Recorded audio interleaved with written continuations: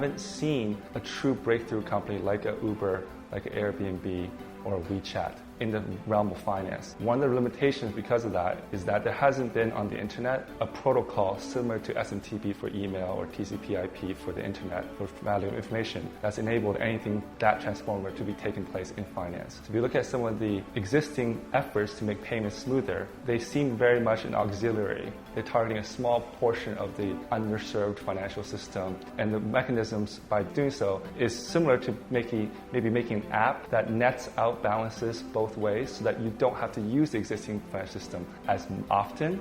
But when you build a company with that kind of approach, it requires a lot of capital, regulatory costs in every jurisdiction you operate in, and only at scale do you get sort of those kind of netting effects. And therefore, there hasn't been that spawn of many variety of companies trying to tackle this problem.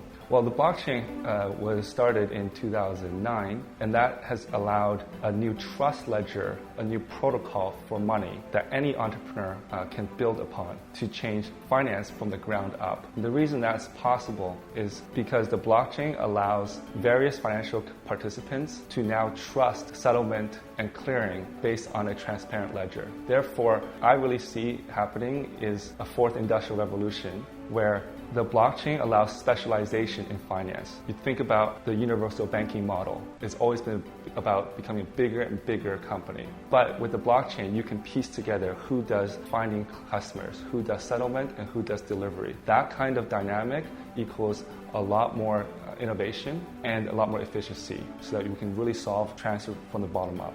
OKLink really is looking to address the very small value transfers. Something in the range of under $1,000 transferring, because we see that as the biggest pain point of the existing system, whether it be speed or it be cost. If you imagine the Hong Kong economy right now, not being able to service any transaction under 1,000 Hong Kong dollars, the economy will pretty much come to a halt, whether that be taxi rides or grocery store purchases. If you think about cross-border, that is the limitation we live with. There is a floor in terms of the number of money you can do cross-border business with. We think the first application of OKLink is enabling all the consumers who want to spend 200 Hong Kong dollars, 500 Hong Kong dollars, and that equivalent amount in other currencies around the world. A local remittance company, by definition, are doing some transfers to some country. And unless you had a lot of venture capital or other source of funding, it's hard to imagine scaling from Hong Kong, Philippines to now Hong Kong offering 50, 60, 70 countries. So that's the area of our company where we come in, where if you link into our network, we now allow you to offer the same service you exactly do into a lot more countries. So that's on the transfer side of the equation.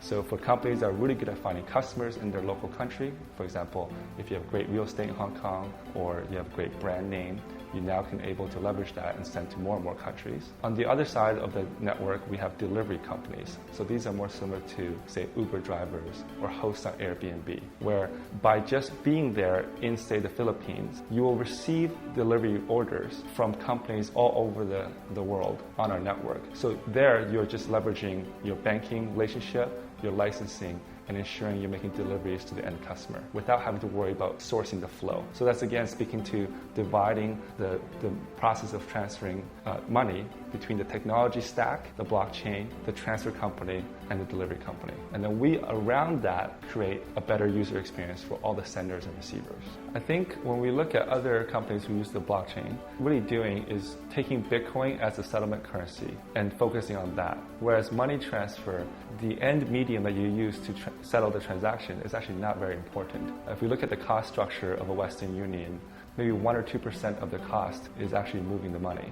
The real cost is operating on the ground cash fronts, doing KYC, all these other areas of money transfer. So what we think the blockchain does is not provide the currency Bitcoin that transacts as the settlement currency. What the blockchain does is enable a trust network for many and many cash operations, fintech apps, remittance companies to be able to work together on a transparent settlement ledger. And that will together, in cooperation with us as the builder of the network, be able to really affect change at a local level with competitive offerings from an array of companies servicing each country.